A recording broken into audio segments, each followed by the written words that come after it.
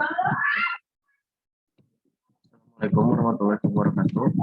Saya Safana Nana Arfa Rajendra dari Prodi Teknik Logistik ingin mempresentasikan contoh PowerPoint dari artikel yang saya buat, yaitu pengaruh era globalisasi terhadap bahasa Indonesia.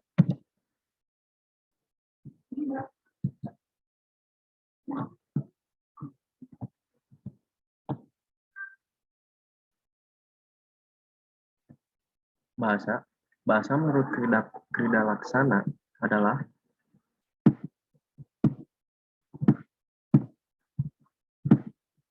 sistem bunyi bermakna yang dipergunakan untuk komunikasi oleh kelompok manusia. Secara sederhana, bahasa dapat diartikan sebagai alat untuk menyampaikan sesuatu yang terlintas dalam hati. Namun, lebih jauh, bahasa adalah alat untuk berinteraksi atau alat untuk berkomunikasi. Dalam arti alat untuk menyampaikan pikiran, gagasan, konsep, atau perasaan. Dalam studi sosiolinguistik, bahasa diartikan sebagai sebuah sistem lambang berupa bunyi bersifat arbitrer, produktif, dinamis, beragam, dan manusiawi.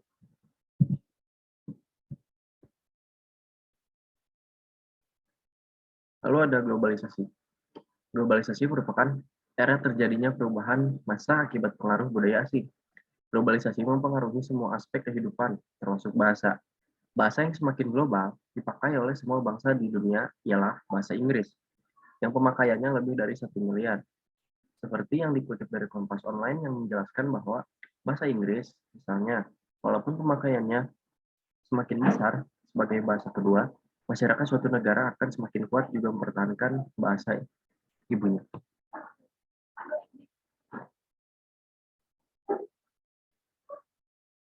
Ada fenomena bahasa Indonesia. Fenomena negatif bahasa Indonesia di tengah masyarakat. Menurut Mohri, mengatakan bahwa bangsa Indonesia sebagai pemakai bahasa Indonesia seharusnya bangga menggunakan bahasa Indonesia sebagai alat komunikasi. Dengan bahasa Indonesia, mereka bisa menyampaikan perasaan dan pikirannya dengan sempurna dan lengkap kepada orang lain.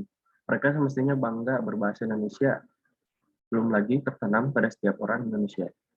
Rasa menghargai bahasa asing masih terus menampak pada sebagian besar bangsa Indonesia.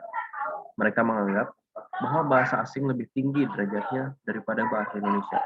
Bahkan, mereka tidak mau tahu perkembangan bahasa Indonesia. Berikut fenomena negatif yang masih terjadi di tengah-tengah masyarakat Indonesia.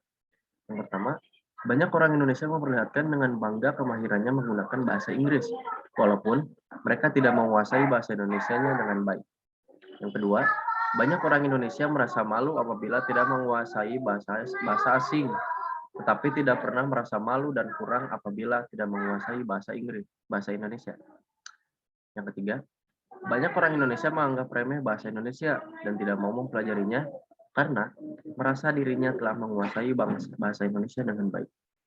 Dan yang keempat, banyak orang Indonesia merasa dirinya lebih pandai daripada yang lain karena telah menguasai bahasa asing dengan fasih, walaupun penguasaan bahasa Indonesianya sendiri belum dilakukan dengan benar.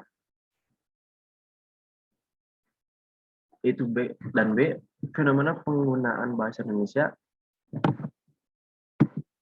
di era globalisasi. Jika pemakaian bahasa Indonesia yang negatif dan tidak baik akan menimbulkan kesalahan dalam berbahasa. Hal itu akan berdampak negatif pula pada perkembangan bahasa Indonesia. Sebagai pemakai bahasa Indonesia, menjadi pesimis, menganggap rendah, dan tidak percaya kemampuan bahasa Indonesia dalam mengungkapkan pikiran dan perasaannya dengan lengkap, jelas, dan sempurna.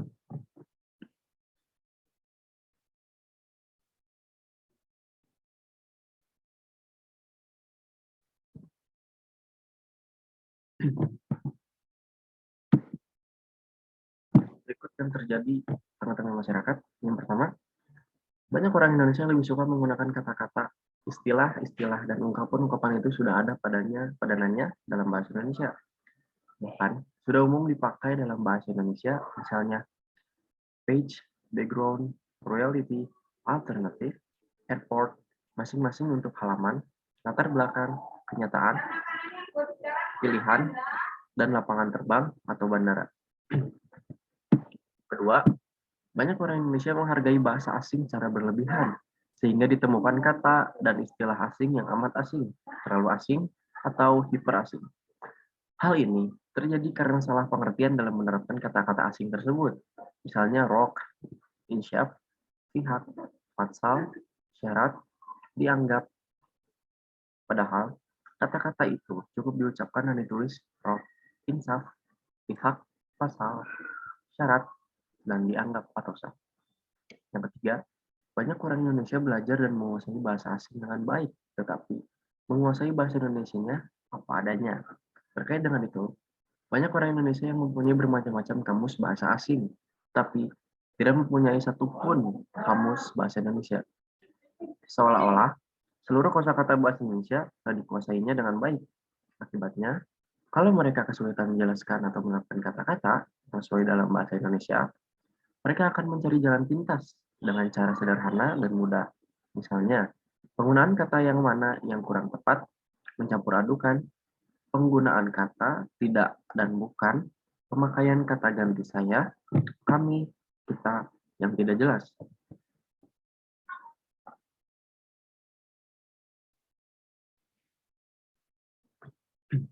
Roda C.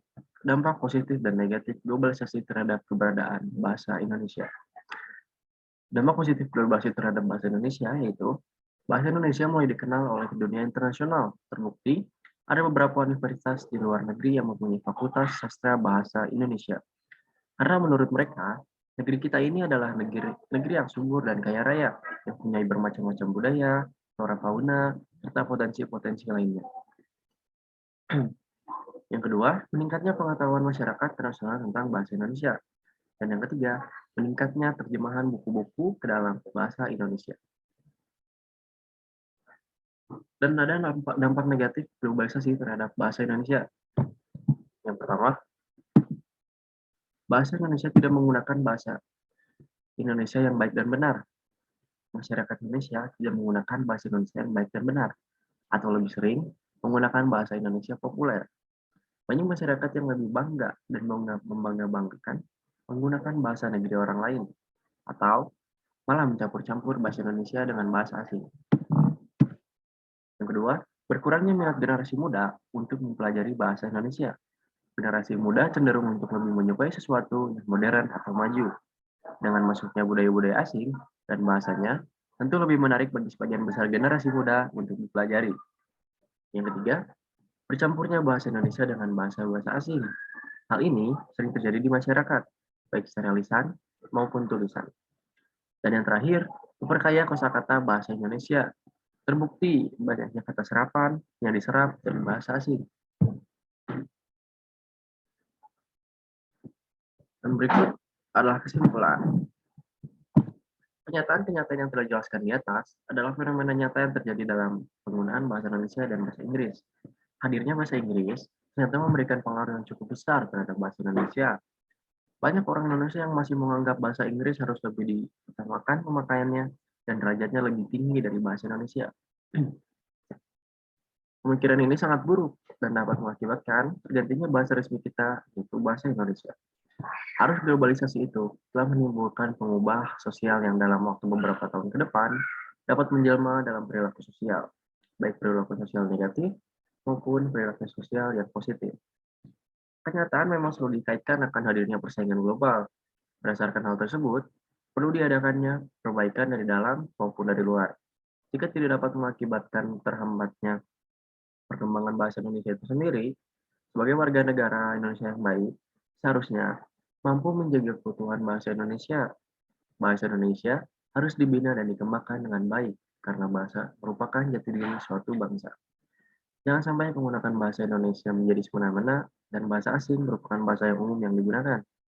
Karena jika hal itu terjadi, maka hilanglah identitas suatu bangsa dan bangsa ini akan menjadi bangsa yang kehilangan jati dirinya dan menjadi contoh bangsa yang mudah terpengaruh budaya dari luar.